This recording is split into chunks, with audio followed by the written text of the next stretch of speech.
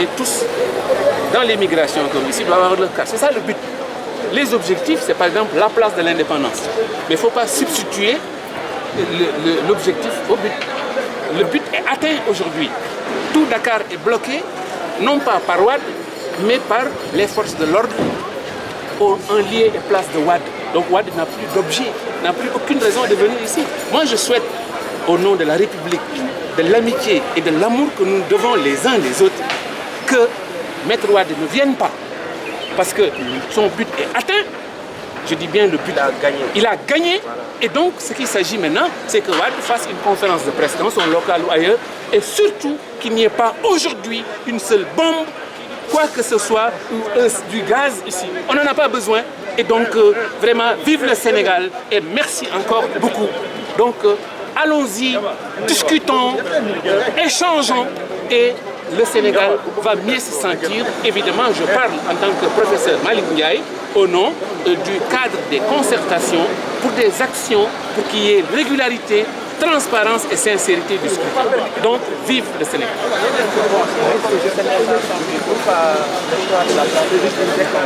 Mais c'est que le but et l'objectif, encore une fois, les Sénégalais analphabètes comme Abdou Mbow ou d'autres ne connaissent pas la différence entre le but et c'est l'idée. Ils ne connaissent pas la différence entre un but et un objectif. Un objectif, c'est ce qui est visé. Wade voulait informer, eh bien l'information est passée. Tout le Sénégal aujourd'hui et l'immigration, les diasporas, tout le monde sait aujourd'hui qu'il y a un problème. La place de l'indépendance a servi d'objectif, c'est-à-dire de point à partir duquel l'information est donnée. Les policiers, malheureusement, les forces de l'ordre, M. Abdoulaye Daouda Diallo, ils ont bloqué toute la ville de Dakar au nom du président Wade. Je pense que Wade doit leur écrire une lettre de félicitations et Wade n'a plus besoin de venir ici. Donc, je ne souhaite pas qu'il y ait une seule bombe ici aujourd'hui. Et que donc, Wade a déjà gagné.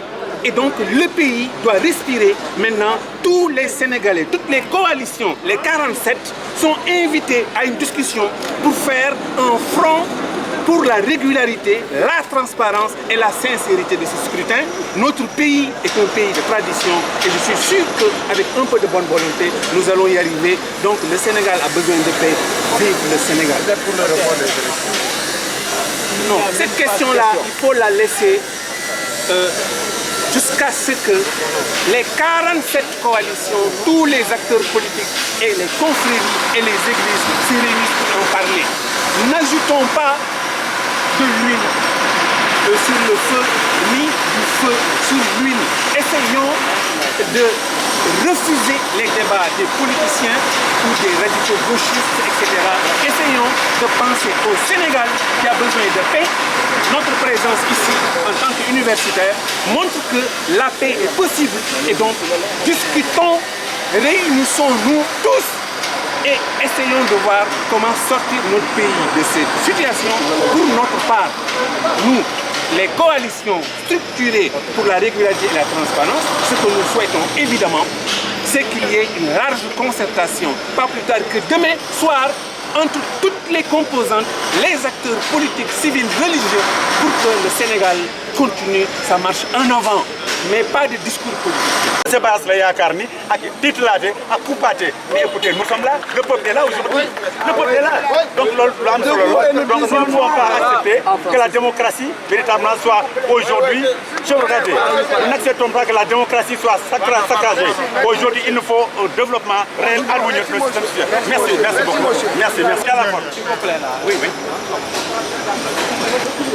Oui, c'est la presse. Moi, je m'entraîne avec la presse. Simplement, moi, je parle. Hein. On n'est pas là. Il y a aucun problème, mon frère. Madame Ville, je dis Macky Sall yow andu so wona no démocrate o wawa lamade leydi ndi so wona démocrate o wawa hebde leydi en 2012 ndax mën nga wax ak ñun ci olof li ngay wax la ci olof may bayal gi président section communale PDS Matam Ville Matam la jógee sama saak mu ngi nii sama kii mu ngi nii donc Macky Sall dañ ko bëgg a xamal bu dee démocrate moom en 2012 mënul toog muy falu donc démocrate moo tax muy falu ay milliards lañ def si carte d'identité yi ñun ñëpp ñoo ko bokk Macky Sall jox ñu suñu carte d'identité ay milliards Sénégalais ñoo ko moom kenn moomu ko donc dañoo bëgg mu def en démocrate mu jox Sénégalais yi seen carte am na yoo xam ne dañoo bëgg carte d'identité ay Sénégalais lañu ay démocrate lañu am na ñu bëgg seen carte d'identité mais defuñu politique mais mënuñu seen carte d'identité am na ñu bëgg voyage am na ñu bëgg dem États-Unis am na ñu partout dans le monde mënuñu dem seen carte d'identité donc ñun tey man Bayel Gueye laa tudd président section communale Matam ville maa ngi jógee Matam nii léegi laa wàcc vraiment bu doon démocrate Macky Sall nga xam ne bu doon démocrate du falu en 2012 démocrate moo tax mu falu bandiraɓe ha fuɗɗorade mbiye Macky Sall yo fono leydi yo andu yimɓe fof protégde leydi ndi so wonano démocrate o laamata o donc yo andu yimɓe fof delli ɗi Ça va, c'est bon. Ça va, c'est bon.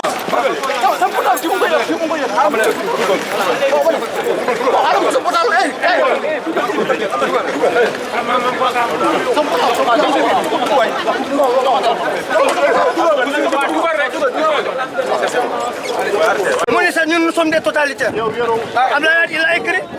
On ne parle pas de ça. On parle de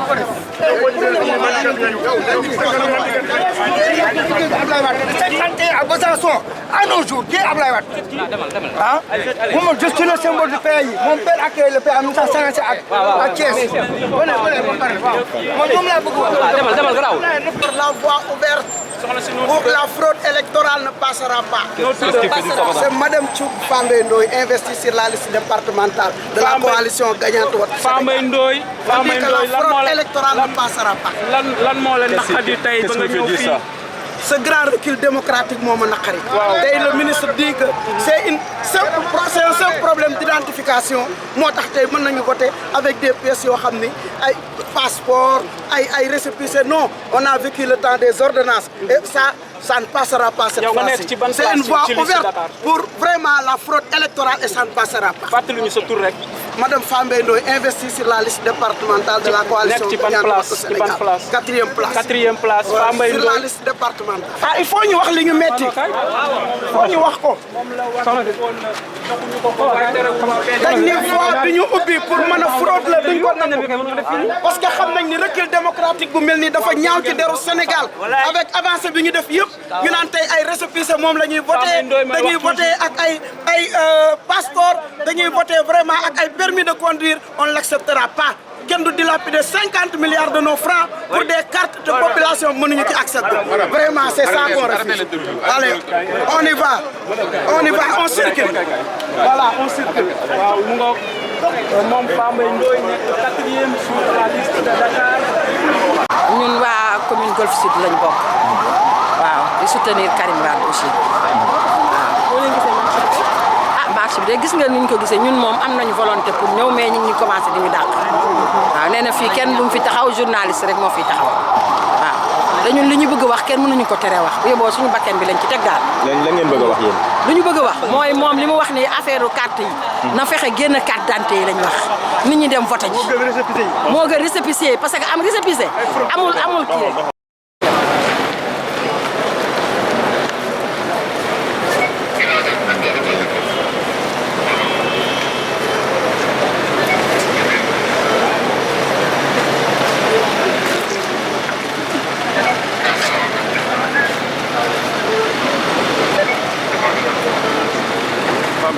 Amina Sakho ku ko dégg xam ko ci Karim Wade ngeen gis ko ni moom Amina Sakho tey mën nañu xam lan moo leen naqari tey fii. tey lu ñu naqari mooy naqari Sénégal yëpp dañoo déposé suñuy carte d'identité depuis 6 mois mënuñu jot suñuy carte d'identité loolu lañ xamul Macky Sall fan la ko teg ak fan la ko def boobu ba léegi 6 mois ngi nii Sénégalais yi suba ngoon ku dégg ba cam ñu ngi dem préfecture mënuñu jot carte d'identité yi nit ñi di dee ñii di xam ñii di def lu nekk boobu ba léegi mënuñu jot carte d'identité dañoo war a jox suñu carte d'identité.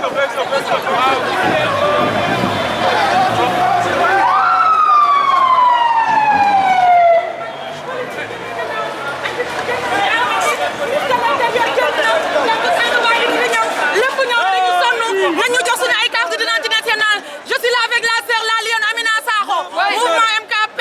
Nañu jox suñuy carte d'identité sinon dañ ko soxla. On en a marre. Ils sont incompétents. Macky Sall il est incompétent. Peuple démocratie bu mel ni musul am ci benn réew 2012 ba 2017.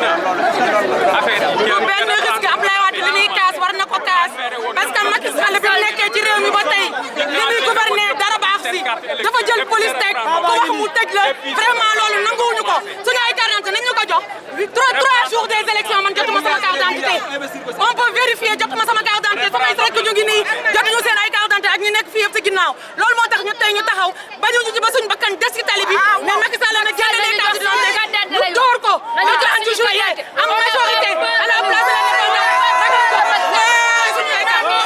donc carte d'identité on n'a pas peur de lui on va rester ici jusqu'à vous on va nous donner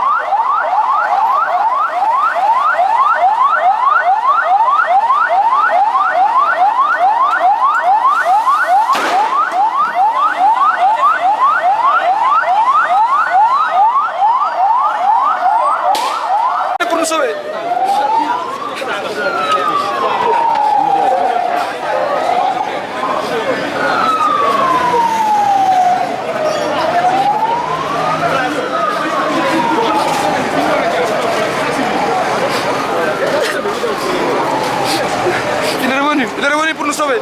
L'espoir est revenu. Allahu Akbar. Parti is back. L'espoir est revenu. Ayons espoir en Dieu. Que c'est fini. Terminus. Fini.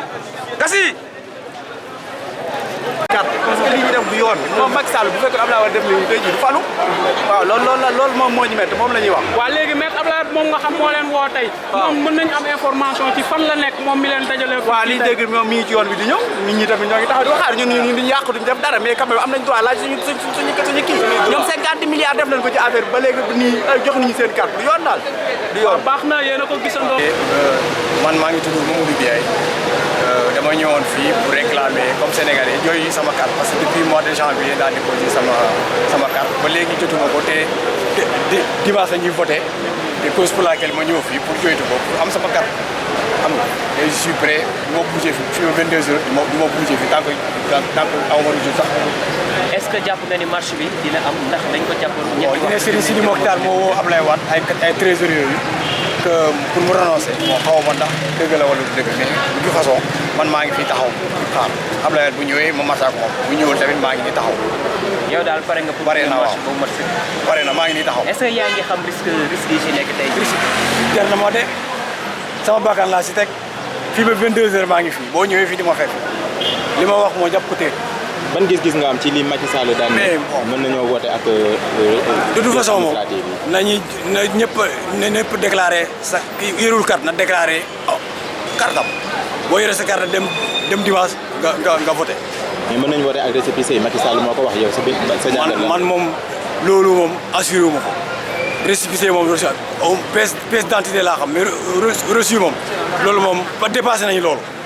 Actuellement, ce qui nous a amené ici, on ne peut pas concevoir que l'État du Sénégal, plus particulièrement le gouvernement de Macky Sall, qui a pris notre 50 milliards qu'il a donné à une société française pour nous confectionner des cartes biométriques jusqu'à présent, à 5 jours de l'élection, qu'aucun Sénégalais n'a pas reçu son carte d'identité. Ce qui est anormal. On ne peut pas concevoir qu'actuellement, qu'on nous dit qu'il avait déjà fait une forcing au niveau de l'Assemblée nationale en violant l'article 78 pour faire une modification et que tout le peuple l'a laissé faire. Actuellement, Abdoulaye Wade il a compris. C'est la raison pour laquelle il a quitté la France pour venir ici pour nous revendiquer notre droit. Actuellement, on est en période de campagne. Actuellement, en période de campagne, on ne doit même pas avoir une autorisation. C'est juste une notification d'information au préfet pour lui dire carrément qu'on doit faire une marche. Actuellement, on est en période de campagne.